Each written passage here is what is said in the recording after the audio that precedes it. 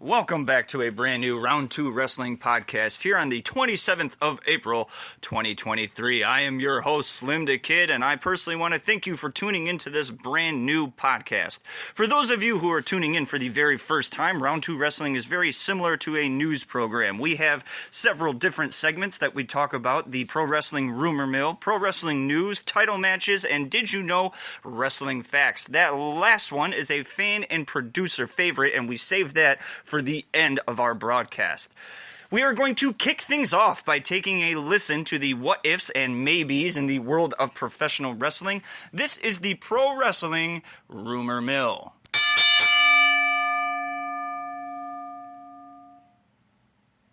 Wow, that was quite loud. There is no heat on Seth Rollins, and there are, quote, no issues, end quote, between him and WWE, says Fightful Select. Seth Rollins' contract is up for renewal, and I guess there have been several instances between him and WWE, but this is all hearsay, as it is part of our Rumor Mill segment here on Round 2 Wrestling. Fightful says WWE reached a deal with its wrestlers and Twitch to allow wrestlers to once again stream there. There are almost no restrictions, but wrestlers would need to get permission if they want to have any performers from any other promotions on their streams. Andrew Zarian of the Mat Men podcast notes that the new AEW Collision show will air from 8 to 10 on Saturdays. Another Fightful Select scoop: Hangman Adam Page and AEW are, quote, in the process of working towards a potential new contract, end quote. Negotiations started fairly recently, and it was pointed out that Page has the same representation as Kenny Omega and the Young Bucks. According to Fightful Select, MLW star Alexander Hammerstone was legitimately injured during the War Chamber match.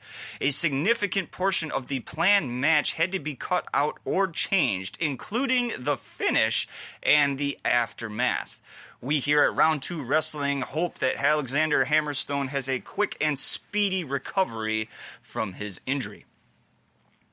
In his latest report on CM Punk's return to AEW, PW Torch's Wade Keller described Chris Jericho as the closest confidant of Tony Khan right now. What that means is up for debate, but it is no secret that CM Punk has been talked about a lot recently, including his appearance at Raw this past Monday, even though that had no weight or significance behind it at all, other than a squashing of the beef between two wrestlers.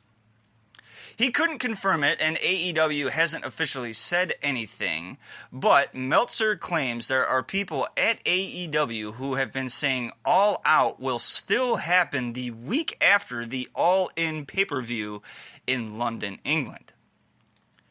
PW Insider notes that there hasn't been much word on AJ Styles as of late, and they haven't heard anything about him being spotted at the Performance Center or on the road with WWE. Is AJ Styles going to be under contract and continue working with WWE after his injury has healed? Only time will tell. Andrew Zarian disclosed that the new AEW Collision show will be on the TNT network. Alright, that is the conclusion of the what-ifs, maybes, and the rumor mill here on Round 2 Wrestling. We are going to move to something a bit more real, a bit more actual factual. This is Pro Wrestling News.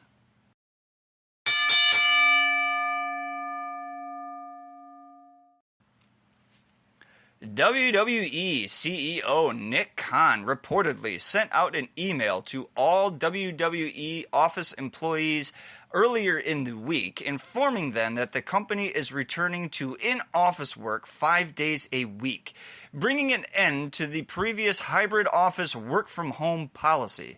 The full-time in-office policy will take effect this coming Monday, May 1st.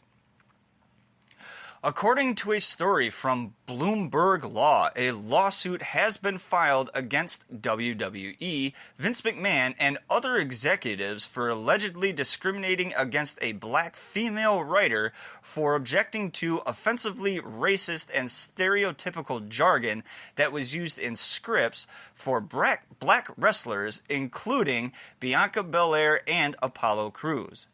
Brittany Abrams started working for both Raw and SmackDown in 2000 per the complaint. This is big news. WWE has its hands full with lawsuits right now, but always seems to come out on top. This one, though, is one to keep close to the chest, and we will inform you, the listener, about any new changes or updates in this particular story as it is released. It appears that Dark Elevation is ending, as Fight noted that this week's episode was the final one. It was touted as a best-of show, and no new bouts were aired. Vice TV's Dark Side of the Ring is returning for a 4th season consisting of 10 episodes and will debut on May 30th at 10 p.m. Eastern Time. AEW's Chris Jericho narrates this season as in previous seasons. Chris Candido and Tammy Sitch, Magnum TA, Adrian Adonis, Doink the Clown, Abdullah the Butcher, Junkyard Dog, Marty Jannetty, Bam Bam Bigelow, Bash at the Beach 2000, and the Graham family are the topics of conversation in this season's Dark Side of the Ring. Back in September, Thunder Rosa was stripped of the AEW Women's World title due to a back injury. According to Fightful Select, Thunder Rosa is still not medically cleared to wrestle, and there is a concern that she could need surgery for this particular injury. At a press conference on Monday, Lucha Libre AAA announced that Vikingo will defend his AAA Mega Championship against Kenny Omega at Triple Mania 31 Tijuana. The show is taking place on Saturday, July 15th, and will be available live via Fight TV. WWE announces a world title split following WWE's Backlash pay-per-view. WWE will crown a new world champion at the Night of Champions event in Saudi Arabia at the end of May. Triple H Paul Levesque announced that Roman Reigns would be taking his undisputed Universal Championship to whichever brand he was drafted to following the WWE draft. The new title, the WWE World Heavyweight Championship, will go to whatever brand Reigns is not on. Will Ospreay provides an update on his contract status with New Japan Pro Wrestling. Speaking with Christopher Walker of DAZN, Ospreay confirmed that his New Japan Pro Wrestling contract will be up in February of 2024, making him one of the hottest free agents next year. All right, that is the conclusion of pro wrestling news. We here at Round 2 Wrestling take great pride in providing you title matches and those results, and we have a plethora of gold to go over this week. Here are your pro wrestling title matches.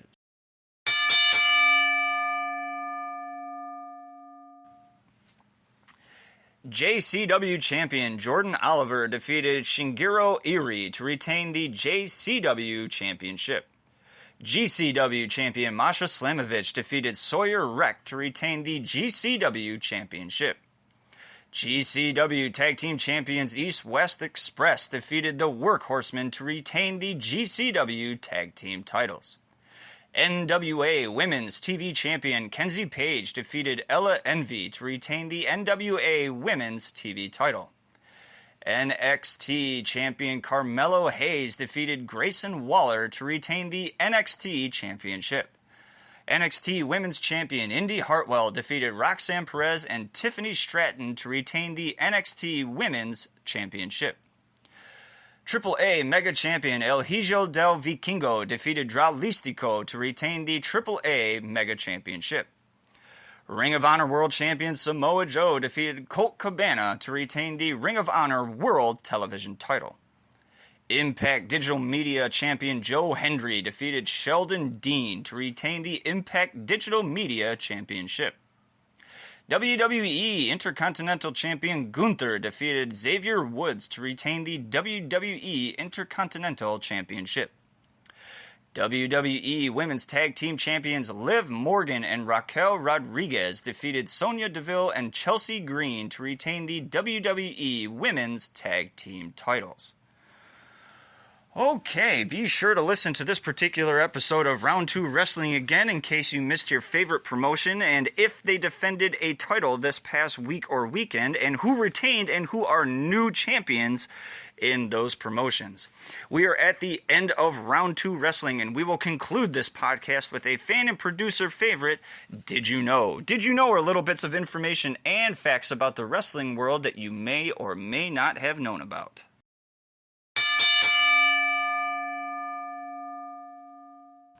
You gotta love the bell. Did you know there were 2 NWA wrestling promotions? The National Wrestling Association was founded in 1930, and the more famous National Wrestling Alliance was founded 18 years later in 1948. Did you know Chris Benoit won a WWF title before he was signed to the promotion? In 1991, Chris Benoit was wrestling for New Japan Pro Wrestling as Pegasus Kid.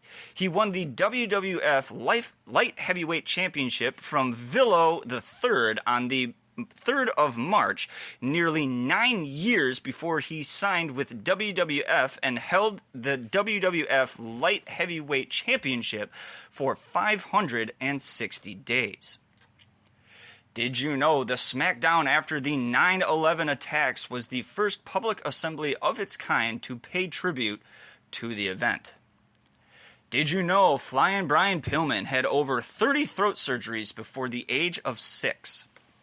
Did you know Cody Rhodes remains the only wrestler to win a championship reign by defeating himself in a match? Did you know Stephanie McMahon was the first ever woman to pin Dwayne "The Rock" Johnson?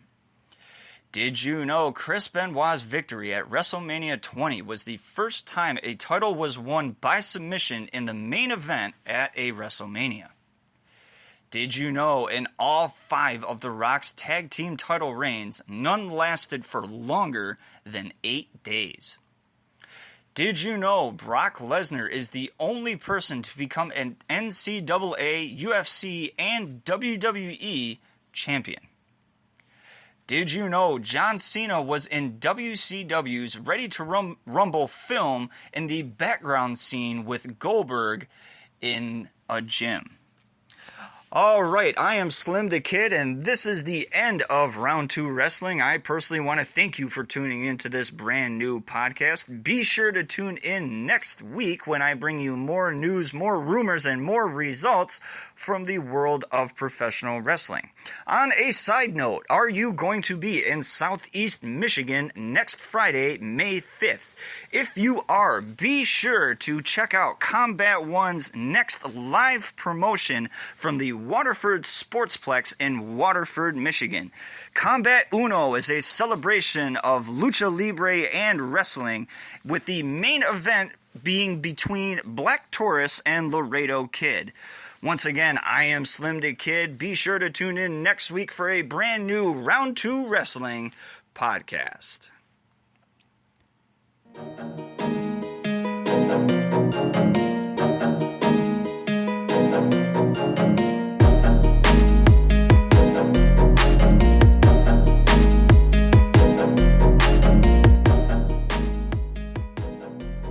Round 2 Wrestling is brought to you by SlimmDa KID and Spreaker.com.